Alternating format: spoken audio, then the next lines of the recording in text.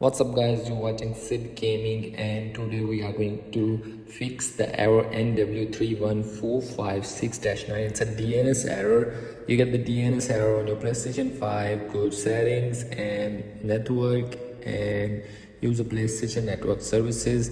You just check the network services sometime. The server is down, not working. That's why everything is down in the Play Store, the PS Store and the online gaming. Everything is not working.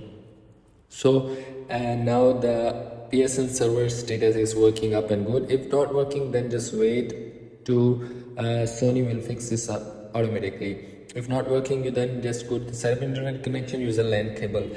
You just connect a LAN cable from your router to your PlayStation 5, and if you don't have a LAN cable, then you just go to the settings, and here you have the primary DNS and a secondary DNS to the manual setting. You just change it to 8.8.8.8 and 1.1.1 and then test the internet connection and it will be fixed.